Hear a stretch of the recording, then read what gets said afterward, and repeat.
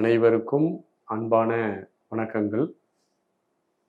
சிறு வயதில் மரணம் அடைந்தவர்களுடைய நிலை என்னவாக இருக்கும் என்ற ஒரு கேள்வியை அன்பர்கள் கேட்டிருக்கிறீர்கள். பொதுவாகவே நம்ம ஃபிசிக்கல் லெவலில் பயாலஜிக்கல் பாடியோ மெட்டீரியல் லைஃபோ இதை குறித்து நமக்கு நல்ல ஒரு அறிவு இருக்கிறது. நம்மை சுற்றி நடக்கக்கூடிய மெட்டீரியலான விஷயங்கள், நம்மை சுற்றி இருக்கக்கூடிய பொருட்களை பற்றிய அறிவோடு நம்ம எல்லோருமே இருக்கிறோம். ஆனால் மறை அறிவியல் என்று சொல்லக்கூடிய மெட்டாபிசிக்ஸ் என்று சொல்வார்கள், அந்த ஒரு கண்ணுக்கு தெரியாத அசைவுகளையும் நுட்பங்களையும் குறித்த ஒரு அறிவு, அந்த நுண் அறிவு மனிதனுக்கு ஒரு காலத்தில் அதிகமாக இருந்தது. மனிதன் இந்த மெட்டீரியலோடு, இந்த உலகியலோடு ரொம்ப நெருக்கமாக இணைந்து மனோவேகம் அதிகமான பிறகு மனிதனுக்கு அந்த நுண்மான் நுழைபுலன் அறிவு என்று சொல்லக்கூடிய அந்த நுட்ப அறிவு மதித்திறன் பெரும்பளவு குறைஞ்சிருச்சு. அதனால மனிதன் என்ன செய்ய முடியல அப்படின்னா, அவனால கண்ணுக்கு தெரியாத சூட்சுமத்தை அவன் அறிந்து கொள்ள முடியாமல் தவிக்கின்றான். அவனுக்கு கண்ணுக்கு தெரியாத விஷயங்களை குறித்த எந்த ஒரு விஷயமும் அவனுக்கு தெரியாம போயிடுச்சு. காலத்தினுடைய ஒரு சூழ்நிலை தான் காரணம். இன்றைய காலத்தில் நாம் எல்லோருமே பரபரப்பான ஒரு சூழ்நிலையில இருக்கிறோம். மனம் ரொம்ப ஆர்ப்பாட்டமா, படபடப்பா, விரைவாக இயங்குகிறது. நம்மளால் ஒரு அமைதியாக இருந்து நம்முடைய மனதை கூட கவனிப்பதற்கு நாம் நேரம் இல்லாமல் போய்விட்டோம். இந்த காலத்துல நமக்கு சூட்சுமத்தை குறித்த அறிவு அப்படிங்கிறது இன்னைக்கு வெகுவாக குறைந்து விட்டதே என்று சொல்லலாம். உண்மையில் சிறு வயதில் மரணமடைந்தவர்கள் நிலை என்னவாக இருக்கும் அப்படிங்கிறது எல்லோருக்குமே ஒரு கேள்வி இருக்கிறது. நிறைய நம்பிக்கைகள் இருக்கு, நிறைய புராண நம்பிக்கைகள், மித்துன்னு சொல்லுவாங்க. வழி வழியாக சொல்லப்பட்ட கதைகளின் மூலமாக நம்ம நிறைய செய்திகளை நமக்குள்ள பயின்று வச்சிருக்கிறோம். உண்மையிலேயே சிறு வயதுல இறந்து போனவர்களுடைய நிலை என்னவாக இருக்கும் அப்படிங்கிறது நமக்கு எல்லாருக்கும் ஒரு கேள்விக்குறியா இருக்கிறது. பொதுவாகவே பற்றி தொடர்வது இருவினை பாவ புண்ணியமே என்று நம்ம எல்லோருமே சொல்லுவோம். நம்முடைய முற்பிறவில செய்த நல் மற்றும் தீய வினைகளினுடைய தொடர்ச்சியாக இந்த உடல் கிடைத்திருக்கிறது. நாம் செய்த வினையினுடைய பயனாக இந்த உடல் கிடைத்திருக்கிறது.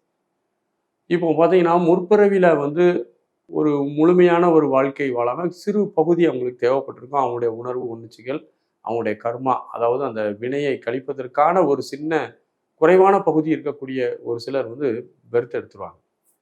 பெர்த் எடுத்த பிறகு அவர்கள் அந்த கர்மாவை சிறிது காலத்துல கழித்து அது இறந்து போயிடுவாங்க. சிறு வயதிலே கூட இறந்துருவாங்க. அப்போ நம்ம சிறு வயதுக்கான மரணத்தை நம்ம பல குணங்கள்ல எடுத்து பார்க்கணும். ஒன்று, முற்பிறவினுடைய தொடர்ச்சியை கொஞ்சம் முடிக்க வேண்டி இருக்கிறது. அதனால பிறந்து அதை முடித்தவுடன் இந்த உடல்ல விட்டுட்டு அந்த சோல் வெளியில போயிடுது. இது ஒரு காரணம். ரெண்டாவது, அந்த சோல் சின்ன கர்மாவை அனுபவிக்கணும் அப்படிங்கிற ஒரு காரணம் இருந்ததுன்னா, அது இந்த உடல் தேவையான அளவு சப்போர்ட் பண்ணல. அந்த உடல் துன்பமா இருக்குது, நோய்வாய்ப்பட்டிருக்குது, இந்த உடல் பலகீனமா இருக்கு, அதனால இறந்து போச்சு அப்படின்னா, அந்த சோல் நின்று பிசிக்கல் பாடி இல்லாமல் ஆஸ்ட்ரல் பாடியில் அந்த சோல் சஸ்டைன் ஆகும். அப்படி சஸ்டைன் ஆகிட்டே போகும்போது அந்த சோல் மீண்டும் பிறப்பெடுப்பதற்கோ அல்லது அந்த சோல் யாருடைய பிராண உடலோடு சேர்ந்து கூட தன்னுடைய உணர்வுகளை நிறைவேற்றுவதற்கான ஒரு முயற்சியை மேற்கொள்ளும். ஆகவே நம்ம ரெண்டு கோணங்கள்ல தான் இதை யோசிக்கிறோம். ஒன்று, முற்பிறவினுடைய தொடர்ச்சி கொஞ்சம் மிச்சம் இருக்குது, அதை மட்டும் முடிச்சுட்டு போகக்கூடிய சோல்ஸ். சில சோல்ஸ் தன்னுடைய கர்மாவை அனுபவிக்கிறதுக்கு முயற்சியில கர்மாவினுடைய பிரதிபலனாக இந்த உடலும் மனமும் ரொம்ப பாதிக்கப்பட்டு உடல் பலகீனமாகி இறந்து போனாலோ, அல்லது ஏதோ ஒரு சூழ்நிலையின் காரணமாக விபத்தினால் இறந்து போனாலோ, நோய்வாய்ப்பட்டு இறந்து போனாலும் ஏதோ ஒரு ரீசன்ல இறந்து போயிடும். ஆனால் அதனுடைய மன உணர்வுகளும் உணர்ச்சிகளும் அதனுடைய கர்மாவினுடைய எழுச்சிகளும் அதுல அந்த சோல்ல இருக்குது அப்படின்னா, அந்த சோல் அப்படியே ஆஸ்ட்ரல் பாடியோட சஸ்டெயின் ஆகும், வளரும்.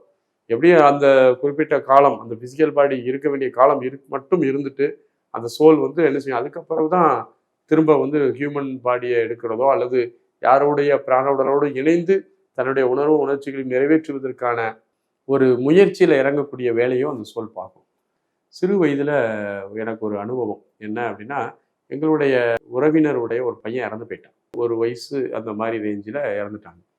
அந்த சின்ன வயசுல இறந்த உடனே நான் அது பெருசாக இல்லை, சரி அது கொஞ்ச நாள் ஆணிச்சு, ஒரு 10 ஆண்டுகள் கழித்து ஆஸ்ட்ரல் டிராவல் ஒரு சில வேர்ல்டுக்கு நம்ம பண்ணும்போது, அந்த ஆஸ்ட்ரல் வேர்ல்டில் பார்த்தீங்கன்னா அந்த சோல், எனக்கு அங்கே ஒரு சோலை பார்க்குறேன், அங்கே ஒரு ஆஸ்ட்ரல் பாடியை பார்க்குறேன். அந்த ஆஸ்ட்ரல் பாடியை பார்க்கும்போது இந்த ஆஸ்ட்ரல் பாடி எனக்கு தொடர்புடையது மாதிரியே இருந்துச்சு.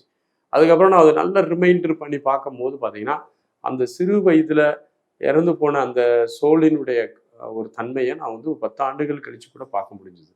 ஸோ அப்போ நமக்கு வந்து பார்க்கும்போது ஃபிசிக்கலாக நம்ம வந்து எல்லாத்தையுமே பார்த்து உற்று அறியக்கூடிய நாம் அந்த நுட்பமான நிலையில் இருக்கக்கூடிய விஷயங்களை அறிந்துவதற்கு நமக்கு திறன் தான் குறைவாக இருக்க தவிர அது இல்லாமல் இல்லை. ஒன்று நமக்கு தெரியவில்லை அப்படிங்கிறதுனால ஒன்றை நாம் பொத்தாம் பொதுவாக மறுத்துவிடக்கூட முடியாது.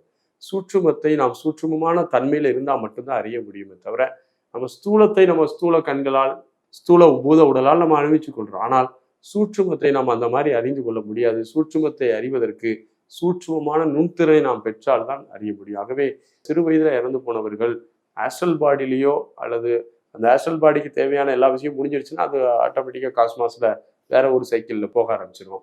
ஒருவேளை முடியலை, நிறைய இன்னும் கொஞ்சம் மிச்சம் இருக்குது அப்படின்னா அந்த சோல்ஸ் வந்து ஆஸ்ட்ரல் பாடியில் சஸ்டெயின் ஆகும். அது எவ்வளோ நாள் அப்படிங்கிறத யாரும் டிசைன் பண்ண முடியாது. அனைவருக்கும் வாழ்த்துகள். நன்றி.